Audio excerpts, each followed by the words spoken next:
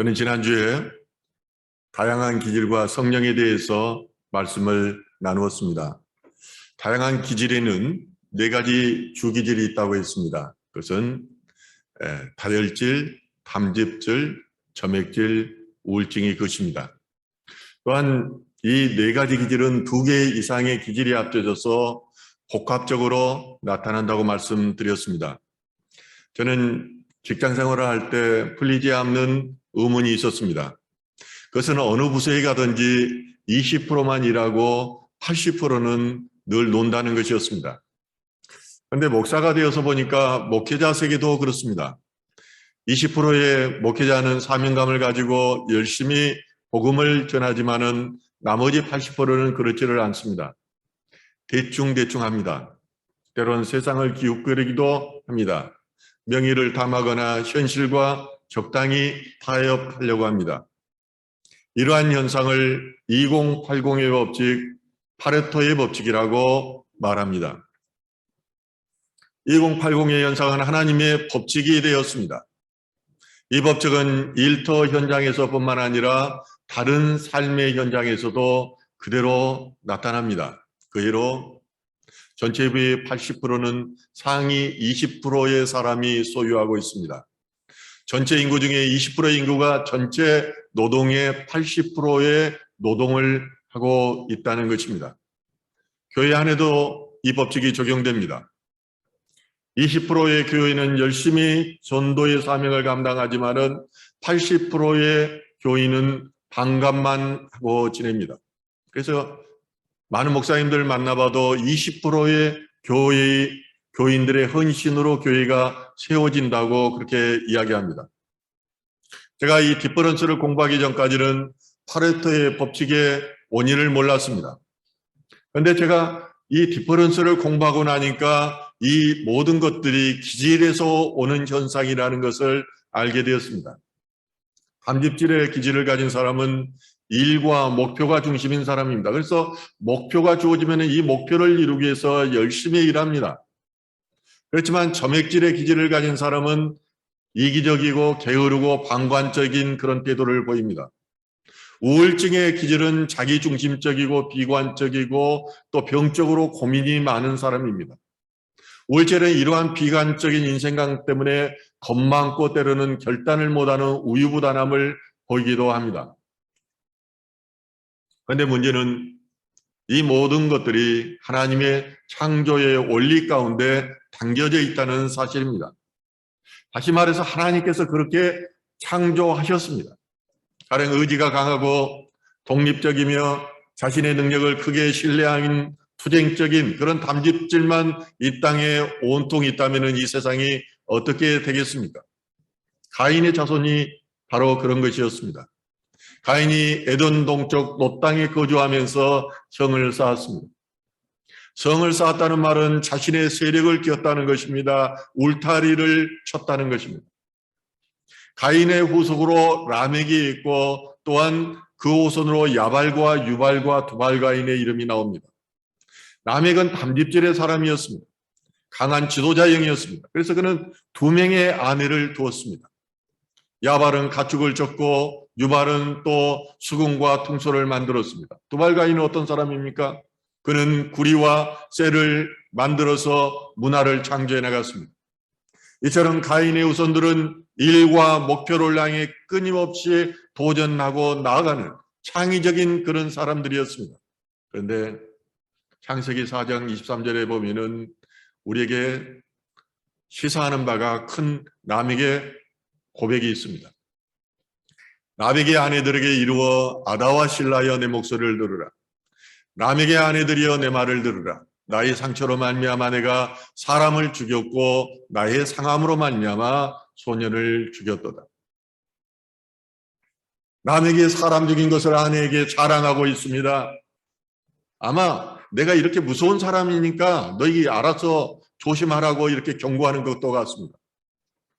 자신의 상처를 입었다고 말하는 것으로 봐서 구리와 쇠로 기구를 만들었던 두발과인과의 다툼으로 인해서 아들을 죽인 것 같다는 그런 생각도 듭니다. 한마디로 담즙질인 라멕과 그의 후손들이 한 일은 죄를 짓고 하나님과 멀어지는 삶을 살았다는 것입니다. 그러나 하나님께서는 이런 담즙질보다는 우울증이 강한 모세를 사용하시고 점액질이 강한 아브라함을 사용하셨습니다. 우울질은 앞서 나서서 일하기보다 뒤에서 일하는 것을 좋아합니다. 항상 심사숙고하고 반성하고 분석하고 헌신하는 그런 기질입니다. 제가 앞에서도 조금 설명을 드렸잖아요. 그런데 우울질은 운전하는 것 보면은 그 기질이 잘 나타나요.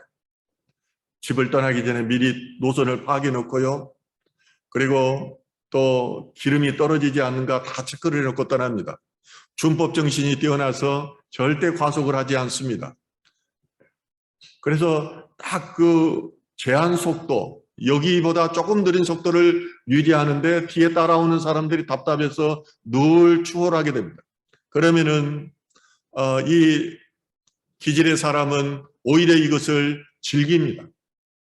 가령 담즙질이 그 같이 우울증과 차를 타고 나면은 급한 성격 때문에 매우 답답하게 생각합니다. 모세는 예민하고 자존심이 강하며 한번 폭발하면 감당할 수 없는 그런 기질을 가진 사람이었습니다. 유능하였지만은 자기 불신이 강한 내양 속의 사람이었습니다. 어느 일에 빠지면 깊이 빠지는 완벽주의자였습니다. 그의 삶은 어떠했습니까? 모세는 버려진 나이에서 왕자로, 그리고 살인자에서 도망자로, 왕자에서 목동으로 이렇게 기구한 운명을 가졌을 뿐만 아니라 가슴속에 많은 상처를 가진 사람이었습니다. 이랬던 모세가 하나님을 만나자 어떻게 됩니까? 기질이 바뀝니다. 측면에서 가장 온유한 자로 그렇게 바뀌게 됩니다.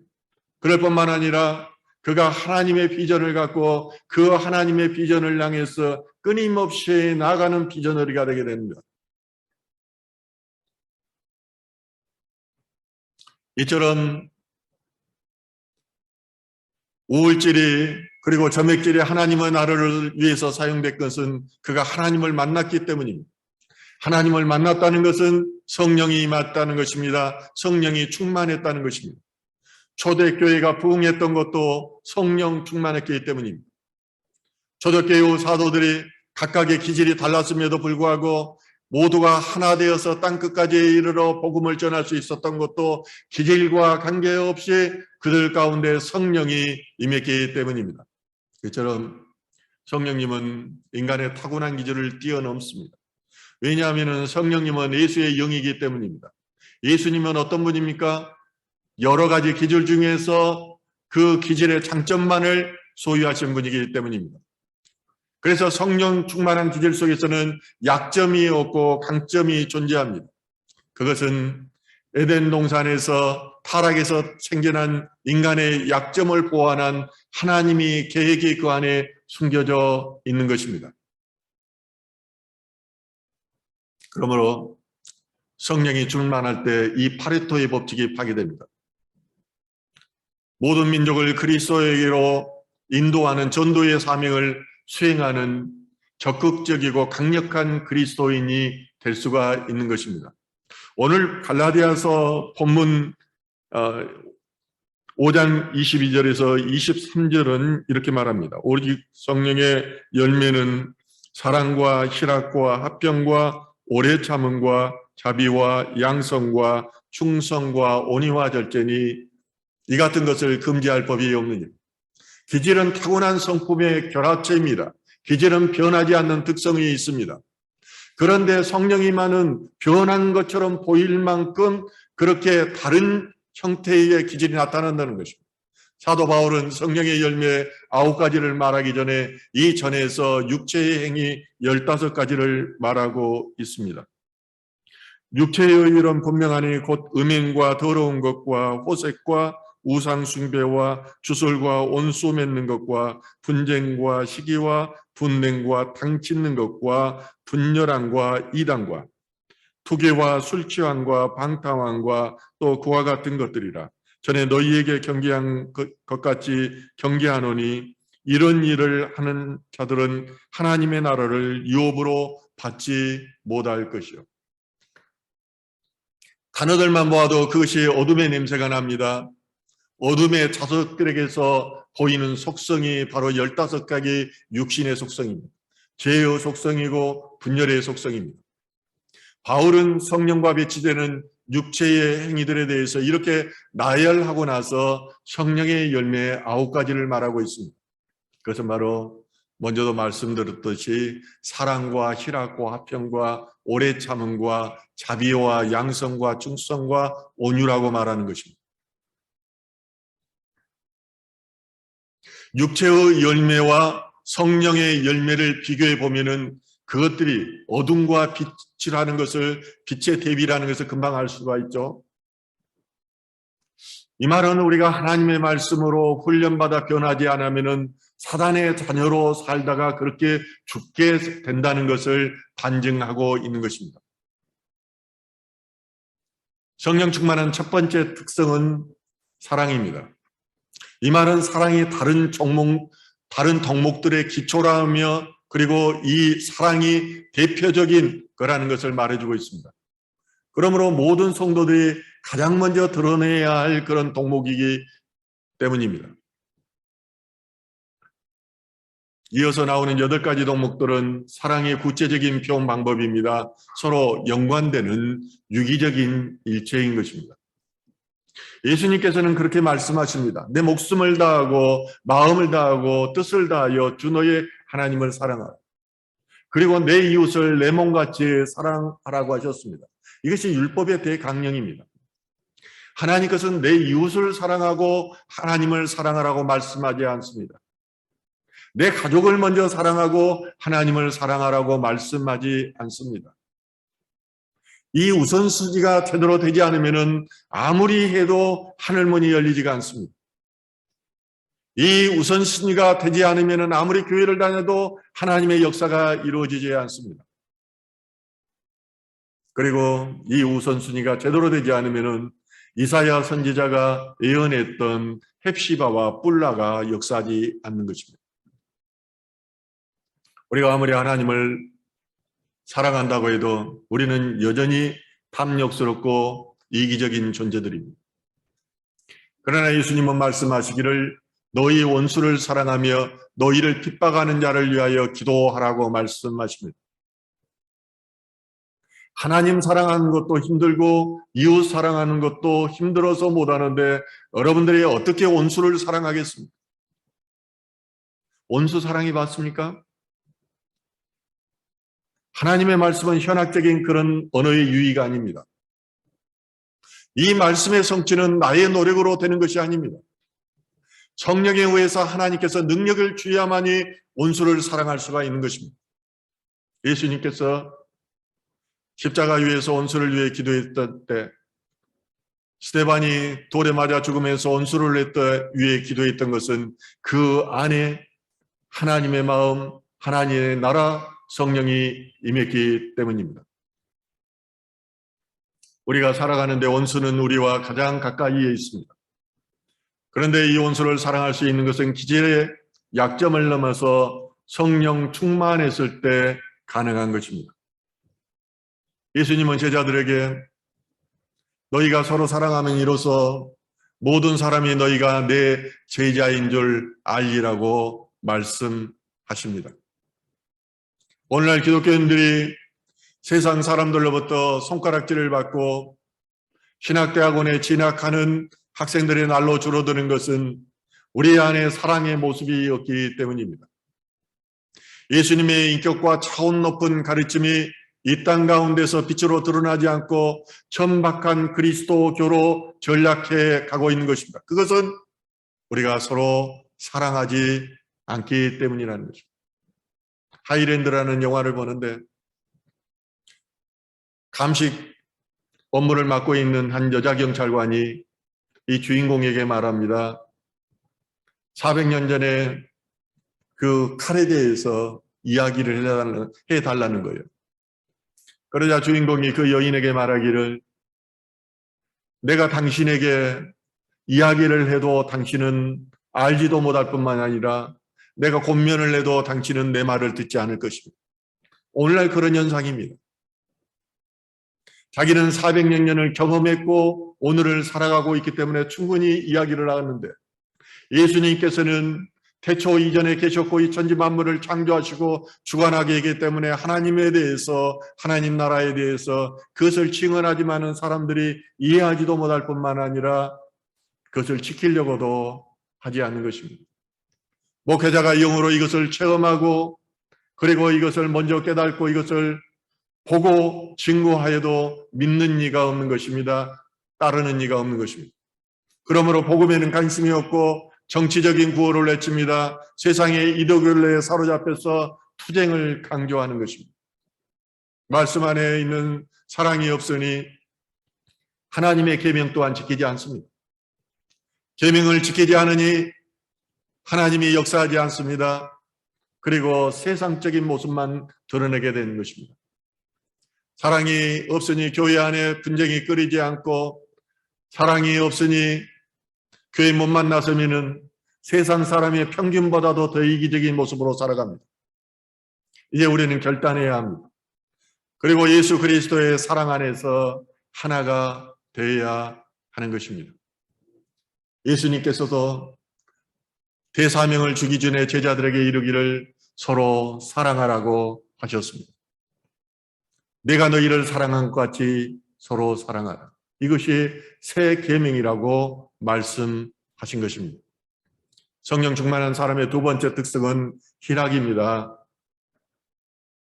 희락은 그리스도 안에 거하는 자들에게 약속되고 구원을 얻은 자가 믿음으로 말미암아 느끼는 거룩한 기쁨을 말합니다. 하나님 안에 있는 사람들은 복받은 사람들입니다. 제가 오늘 또 아브라함에 대해서 성경을 읽는데 계속 아브라함에 대해서 노아 그 후손들을 통해서 복 이렇게 나오는 거예요. 믿음으로 의롭게 된 아브라함을 통해서 하나님은 믿음의 자녀들을 선택하시고 부르셔서 복 주기를 원하시는구나. 인간을 창조하시고 복을 주셨던 하나님이 죄 때문에 단절되었던 것을 복을 주기를 원하는가를 저는 알았습니다. 이 복받은 사람의 외적인 특징은 늘 기쁨이 있다는 것입니다. 복은 해피니스예요. 이런 사람들은 하나님께서 어떻게 자신과 함께 하셨으며 지금도 하나님께서 자신과 함께 하신 것을 경험하고 살아갑니다. 그래서 이 복을 계속 누리기 위해서 함부로 행동하지 못하는 것입니다. 제가 지난주에 어느 목사님과 식사를 하고 나오는데 목사님이 77세 된 목사님이에요. 저한테 그러는 거예요. 목사님, 저는 하나님이 저와 어떻게 하는지를 압니다. 지금도 어떻게 하고 계신지를 압니다. 제가 근데 그 하나님을 어떻게 떠나서 함부로 행동할 수 있겠습니까? 희락은 하나님의 모든 은혜 속에 존재합니다. 모든 어려움 속에서도 끊임없이 부어지는 그 하나님의 축복 가운데 솟아나는 기쁨인 것입니다. 그러므로 존 원턴은 행복은 적절한 상황으로 인해 생겨나지만은 희락은 어떤 상황에서도 변함없다고 그렇게 이야기합니다. 이 기쁨은 우리의 노력에 의해서 주어지는 것이 아닙니다. 성령님께서 이 기쁨을 주시는 것입니다. 그리스도를 바라보고 그리스도를 따를 때 그리스도께서 이 기쁨을 이루신다는 것입니다. 시편 4편 7절은 이렇게 말합니다. 주께서 내 마음에 두신 기쁨은 그들의 곡식과 새 포도주가 풍성할 때마다 더하니이다. 다윗은 곡식과 새 포도주의 그 풍성함으로 인한 기쁨을 말하고 있는 것이 아닙니다. 다윗은 물질적 풍요로 인한 기쁨을 말하는 것이 아닙니다. 이것보다 더 큰 기쁨이 있다는 것입니다. 그것이 바로 하나님께서 나에게 그 기쁨을 주셨다는 것입니다. 대적들이 알지 못하는 기쁨으로 인해서 다윗은 늘 평안을 누렸습니다. 안식을 누리고 그것을 체험했습니다. 그리고 그것을 고백하고 있는 것입니다. 사도 바울이 얼마나 힘든 사역을 했습니까? 그는 로마의 지하 감옥에서 언제 죽을지 모르는 그런 상황, 죽음을 예견하면서도 그렇게 편지를 씁니다. 주 안에서 항상 기뻐하라. 내가 다시 말하노니 기뻐하라. 어떻게 인간에게 있어서 가장 힘든 고난이라고 할 수 있는 죽음을 앞둔 사람이 항상 기뻐하라고 말할 수 있겠습니까? 이것은 죽음을 초월한 것입니다. 그것은 바로 성령 충만했다는 것입니다. 세상 사람들은 물질적인 풍요를 통해서 기쁨을 얻으려고 합니다. 그러나 그것은 오래가지 못합니다. 성전을 통해서 기쁨을 얻으려고 합니다. 그러나 그것도 일주일이나 한 달밖에 가지를 못합니다. 그래서 영적으로 공허하기 때문에 자살하고 방황하고 잠 못 이루며 우울증에 시달리기도 하는 것입니다. 안타까운 사실은 많은 그리스도인 가운데도 희락을 느끼지 못하기 때문에 다른 사람들을 교회로 인도하지 못하는 경우가 많이 있습니다. 세상 사람들은 말씀을 듣고 믿는 것이 아닙니다. 이 말씀을 믿는 우리를 보고 하나님을 알게 되는 것입니다. 그런데 성도라고 하는데 교회는 열심히 다니고 권사라고 하고 장로라고 하는데 맨날 싸우고 얼굴에는 기쁨이 없고 고민으로 가득해 있다면 누가 그를 믿고 하나님 앞에 나아가려고 하겠습니까? 모세가 하나님의 말씀을 받아올 때 얼굴에 광채가 났습니다. 이처럼 우리에게 성령의 열매가 있으면 얼굴에 광채가 나고 기쁨의 빛이 넘쳐나게 되는 것입니다. 예수님의 사역도 고난과 고통의 연속이었습니다. 그러나 그 안에는 하나님이 주신 기쁨이 있었습니다. 예수님께서는 늘 새벽에 일어나셔서 특별한 장소에 가셔서 기도함으로 하나님으로부터 그 기름 부음 희락을 공급받으셨던 것입니다. 그러므로 말씀하십니다. 요한복음 15장 11절입니다. 내가 이것을 너희에게 이름은 내 기쁨이 너희 안에 있어 너희 기쁨을 충만하게 하려 함이라. 예수님의 제자들이 계명을 지키며 예수님을 따를 수 있었던 것은 예수님의 사랑에 대한 보답이었습니다. 마지막까지도 예수님께서는 제자들의 발을 시키며 내가 너희를 이렇게 사랑한 것처럼 너희도 이렇게 하라고 말씀하셨습니다. 그런데 제자들이 계명을 지키는 것은 고통이 아니라 기쁨이었습니다. 계명을 지킴으로써 그는 하나님께서 부어주시는 참 생명을 느꼈기 때문입니다.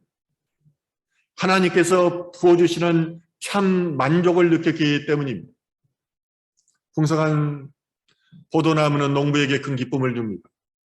마찬가지로 우리가 예수님 안에서 열매를 맺을 때 하늘에서 이 기쁨을 충만하게 하는 것입니다. 성령 충만한 삶의 세 번째 특징은 화평입니다. 앞서 우리는 성령이 없는 사람의 육체적인 열매들을 보았습니다. 그 뭐였죠? 분쟁, 시기, 분냄, 당짓는 것, 분열, 이단, 투기, 술취함, 방탕 이런 것들이었습니다.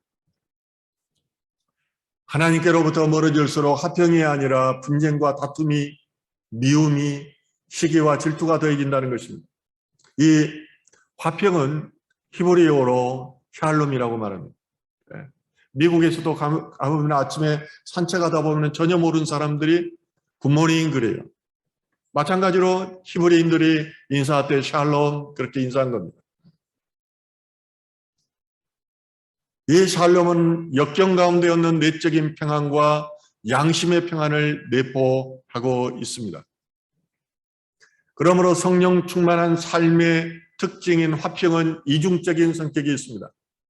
하나는 하나님과의 화평입니다. 하나는 하나님의 화평입니다. 예수님께서 우리에게 주신 평안은 하나님과 누리는 평안입니다. 하나님과 누리는 평안은 어떻게 오느냐 하면은 그 예수 그리스도를 믿음으로 받는 구원의 선물입니다. 예수 그리스도를 모르는 사람은 하나님과의 화평에 대해서 알지를 못합니다. 왜 그럴까요? 죄가 그를 가로막고 있기 때문입니다. 죄가 그 앞을 버티고 있기 때문입니다. 심판이 그를 기다리고 있기 때문입니다.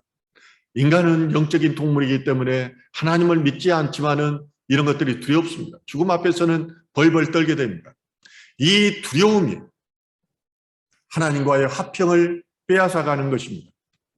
그러나 예수 그리스도의 말씀을 믿고 그분을 주로 영접하면 즉시로 모든 죄가 깨끗게 됩니다. 마음으로 하나님의 용서를 온전히 깨달으면 하나님과 화평을 누리게 되는 것입니다. 그래서 로마서 5장 1절은 이렇게 말합니다. 그러므로 우리가 믿음으로 의롭게 하심을 받았으니 우리 주 예수 그리스도로 말미암아 하나님과 화평을 누리자. 따라서 하나님과 화평을 누리기 위해서는 예수님을 믿어야 됩니다. 이것이 복음입니다. 예수를 믿어야 하나님과 화평을 누릴 수 있습니다. 죄 때문에 단절되어 있다는 하나님과의 관계가 뚫리는 것입니다. 하나님과의 관계가 뚫려야 내 이웃, 내 형제 관계가 뚫리는 것입니다. 삼각형의 이 원리가 영적 원리예요. 하나님과의 관계가 뚫리지 않는데 하나님으로부터 어떻게 복을 받을 수 있겠습니까? 그러나 우선순위가 하나님과의 관계라는 것입니다. 복이 먼저가 아니라 하나님 사랑을 통해서 이 복의 문제가 해결된다는 것입니다. 그렇지만은 예수를 믿는다고 하는 사람들도 화평을 누리지 못하고 사는 사람들이 있습니다. 불안한 삶을 살아요. 저는 최근에도 그런 사람 몇 분을 보았습니다. 교회는 나갑니다. 기도도 합니다. 그런데 그 안에는 육신 안에 귀신이 있어요. 귀신이 있는 형태도 여러 가지입니다. 완전히 사로잡아 있는 경우가 있고 수십 년 동안 교회는 나오지만은 그냥 귀신이 있는 경우가 있어요. 똘똘 그를 묶고 있어요. 이 영적 원리는 보지 않으면 잘 모릅니다. 그런데 귀신이 있으니까 그 삶을 보면은 화평이 없습니다. 하는 일마다 되는 일이 없습니다. 얼굴은 잔뜩 찡그러져 있습니다. 몸이 늘 아프고 머릿속에서 계속 쇳소리가 난다고 그래요. 왜 예수님을 믿고 열심히 기도하며 살아가는데 귀신이 그 안에서 역사할 수 있느냐는 것입니다. 예수님께서 회당에 들어가셔서 말씀을 전하실 때 그 안에 바로 귀신 들린 자가 있었던 것을 보면 알 수 있습니다. 그 답은 하나님을 우선순위에 두지 않고 교회를 나오기 때문입니다. 하나님을 믿는다고 하면서도 늘 돈이 우선입니다. 대부분의 성도들이 이런 사람들입니다. 돈이 늘 우선이에요. 일이 우선이에요. 세상 일이 우선이에요. 하나님은 두 번째나 세 번째 후순위입니다. 도구의 수단입니다. 말씀도 우선이고 기도도 우선이고 예배도 우선입니다. 늘 바쁩니다. 마귀는 이런 것을 사용하고 붙들고 놓아주지를 않는다는 것입니다. 저는 악한 영으로부터 해방과 자유를 간절히 원하는 그분을 위해서 기도해 주었습니다. 그때 그분이 초등학교 5학년 때 그 귀신이 들어왔다고 본인이 알고 있더라고요. 그리고 저는 그분에게 이야기해 줬습니다. 인생의 최우선 수지를 하나님께 두십시오. 십자가 위에서 마귀를 계신 예수님을 우리 마음의 중심에 두고 우리의 자유의지가 예수님을 향할 때 마귀는 견디지 못하는 것입니다. 먼저는 내 마음에 내 자유의지가 하나님께 집중적으로 향해야 한다는 것입니다. 성령 충만한 사람에게는 두 번째 화평이 있습니다. 그리스도께서 주시는 평안입니다. 하나님의 평안입니다. 마음의 평안이 바로 그것입니다. 예수님께서 이렇게 말씀하십니다. 요한복음 14장 27절이죠. 평안을 너희에게 끼치노니 곧 나의 평안을 너희에게 주노라. 내가 너희에게 주는 것은 세상에 주는 것과 같이 아니하니라. 너희는 마음에 근심하지도 말고 두려워하지도 말라. 세상에 주는 평안 말초적입니다. 피상적입니다. 그러나 하나님이 주시는 평안, 주님이 주시는 평안은 깊이 있습니다. 그 깊이가 얼마나 깊은지 영혼의 깊은 곳에서 나는 그런 평안인 것입니다. 하나님의 평안은 하나님과 누리는 평안과 달리 그리스도 안에서 자동적으로 주어지는 것입니다. 예수님께서는 어떤 역경에서도 흔들리지 않으셨습니다. 12제자가 파도치는 갈릴리 바다에서 주님이 계시는데 염려하고 두려워 떨며 안달합니다. 그래서 주무시는 예수님을 깨웁니다. 왜냐하면 예수님이 곁에 계셨지만 그들 안에는 진정한 평안이 없었기 때문입니다. 이처럼 하나님의 평안은 하나님을 바라보고 성령께서 베푸는 가장 위대한 은혜를 누릴 때 맛볼 수 있습니다. 사도 바울은 하나님의 평안 가운데 말씀하십니다. 아무것도 염려하지 말라. 그리고 오직 모든 일에 기도와 간구로 너희들이 필요로 하는 것을 감사하는 마음으로 하나님께 말씀드리라. 이것은 믿음이 없으면은 이렇게 하지 못합니다. 믿음이 있으면은 미래가 보입니다. 예측됩니다. 그러면은 도저히 상상할 수 없는 하나님의 놀라운 평안이 그리스도 예수 안에서 여러분의 마음과 생각을 지켜줄 것이라고 바울은 말하고 있는 것입니다. 우리는 하나님 믿으면 부자 되고 하나님 믿으면 직장에서 승진하고 만사가 형통한다고 이렇게 믿고 있습니다. 물론 맞는 말입니다. 그러나 이것은 하나님 사랑이 우선이라는 것입니다. 하나님 사랑이 우선될 때 이러한 역사가 일어납니다. 하나님 말씀에 순종할 때 이러한 역사가 일어납니다. 목사님이 기도해 준다고 귀신이 완전히 쫓겨나지 않아요.